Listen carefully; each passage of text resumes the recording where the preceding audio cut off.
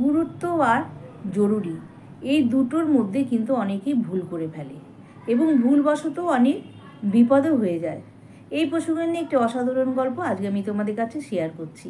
চ্যানেলে যারা নতুন আছে এবং নতুন যারা আমার গল্প শুনছো, গল্পটি শোনার পরে প্লিজ একটি সাবস্ক্রাইব করতে ভুলবে না এবং লাইক দিয়ে কমেন্ট দিয়ে আমার পাশে থাকবে। কৃষ্ণ নামে এক কৃষক এক গ্রামে বাস করত। তার স্ত্রী এবং 3 ছেলে নিয়ে তার বেশ সুখের সচ্ছল সংসার ছিল।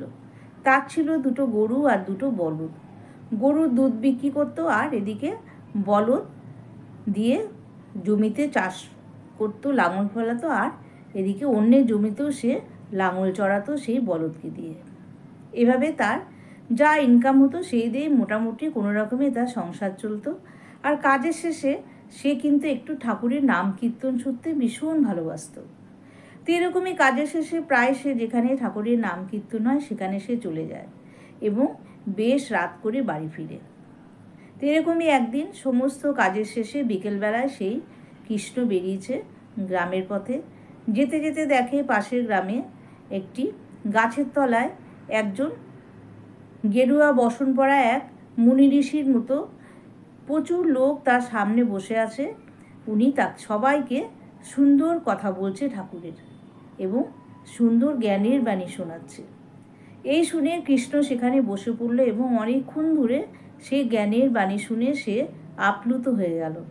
সবাই যখন বাড়ি ফিরে গেল তখন কৃষ্ণ সেই মুনি ঋষির পায়ে জড়িয়ে ধরে বলল যে, ঠাকুর, আপনি আমার গ্রামে একবার চলুন, ওখানে একবার আমার ওখানে এরকম নাম কীর্তন করুন এবং জ্ঞানের বাণী শোনান, তাহলে আমাদের গ্রামটা খুব খুশি হবে সবাই মানুষ এবং পরিপূর্ণ হয়ে যাবে।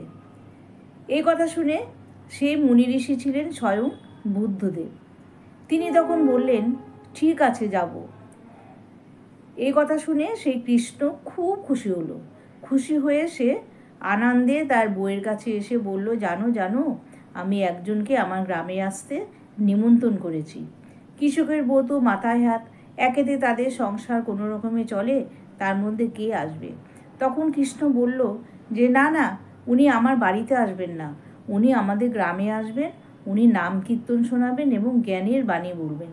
আমরা কাল সবাই সেখানে গিয়ে বসে দেখব উনি কত ধরনের বাণী শোনান এবং শুনবো, ভালো করে শুনবো, তাহলে আমাদের মনও কিন্তু খুব শুদ্ধ হবে এবং গ্রামের লোক সবাইকে বলবো সেখানে আসতে। রীতিমতো কৃষ্ণ বাড়ি ফিরে পরের দিন ভোরবেলায় সবাইকে বলে বেড়ালো এরকম এরকম ঘটনা। সবাই খুশি যে একজন মহান পুরুষ আসবেন তাদের গ্রামে। কিন্তু তার পরের দিন কি হলো, সে ঘুম থেকে উঠে দেখলো তার বলদ দুটো নেই, আছে পড়ে শুধু রশি দুটো। এটা দেখে কৃষ্ণর মন ভীষণ খারাপ হয়ে গেল। সে সেই বলদ খোঁজার জন্যে চলে গেল অনেক দূরে, খুঁজতে খুঁজতে কোথাও সে বলদ পেল না। তার মন খারাপ হয়ে গেল, ঈশ্বরকে ডাকছে, ঠাকুর, এই দুটো আমি জমিতে চাষ করেই তো আমি সংসার চলে আমার, এবং গরু দুটো দুধ দুইয়ে যা দুধ হয় সেই দুধ বিক্রি করে আমার সংসার চলে। তো এই বলদ দুটো যদি কেউ চুরি করে নিয়ে যায় তাহলে আমার সংসার চলবে কি করে? আর এখনকার বাজারে দুটো বলদ যদি আবার কিনি তাহলে তো প্রচুর টাকার দরকার। ঠাকুর, তুমি আমাকে সেই বলদ দুটোকে এনে দাও, তারা কোথায় আছে? সেটা বলতে না বলতে হঠাৎ দেখে দূরে দুটো বলদ চড়ে চড়ে ঘাস খাচ্ছে। তখন সে দড়ি নিয়ে হাতে নিয়ে গেছিল, সেই দড়ি দুটোকে গলায় বেঁধে বলদ দুটোকে বাড়ি আনলো। যখন আসে তখন দেখে প্রায় সন্ধে গড়িয়ে রাত হয়ে গেছে। এদিকে তো স্বয়ং বুদ্ধদেব তাদের গ্রামে এসছেন। এসে তাদেরকে, গ্রামের লোককে সবাইকে বলা ছিল আগের থেকে, তারা এসে বুদ্ধদেবের বাণী শুনছে। কিন্তু বুদ্ধদেব অনেকক্ষণ ধরে অপেক্ষা করছিলেন কৃষ্ণ কখন আসবে। কৃষ্ণ না আসার জন্যে বুদ্ধদেব তার জ্ঞানের বাণী বলা শুরু করে দিলেন। তার বউ ছেলেরাও সেখানে বসেছিল। যখন প্রায় শেষের দিকে তখন কৃষ্ণ এসে হাজির। এসে সে প্রভুর পা ধরে খুব কান্নাকাটি করছে যে, প্রভু, আমি আপনার কথা রাখতে পারলাম না, আমি আপনাকে বললাম আমাদের গ্রামে আসতে, অথচ আমিই থাকতে পারলাম না, আমাকে ক্ষমা করুন প্রভু। এই কথা শুনে বুদ্ধদেব তার মাথায় হাত দিয়ে বললেন যে, তুমি কী করতে গিয়েছিলে? তখন কৃষ্ণ বলল যে আমার বলদ দুটো হারিয়ে গেছে। তাদেরকে খোঁজার জন্যে আমি সকালবেলা বেরিয়েছি, খুঁজে খুঁজে পাই না, অনেক গ্রাম ঘুরে লাস্টে দেখি আমার বলদ দুটোকে খুঁজে পেলাম। তাই আমার ফিরতে অনেক রাত হয়ে গেল। আপনাকে আমি বললাম আসতে, আর আমিই থাকতে পারলাম না, ক্ষমা করবেন আমাকে, কারণ এই বলদ দুটোর জন্যই আমার পেট চলে। তখন বুদ্ধদেব একটু মুচকে হেসে তার মাথায় হাত দিয়ে বললেন, শোনো, তোমার গুরুত্বপূর্ণ জিনিস কোনটা আর জরুরি কোনটা?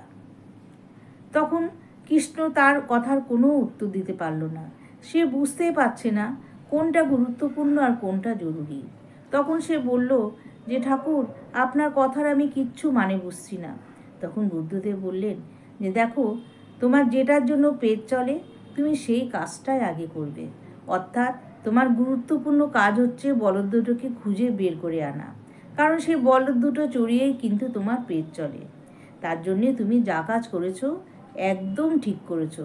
তুমি কোনো অন্যায় করনি, তুমি ঠিক কাজ করেছো বলেই আজকে তোমার বলদ দুটো তুমি খুঁজে পেলে এবং তোমার এর থেকে সংসারও চলবে।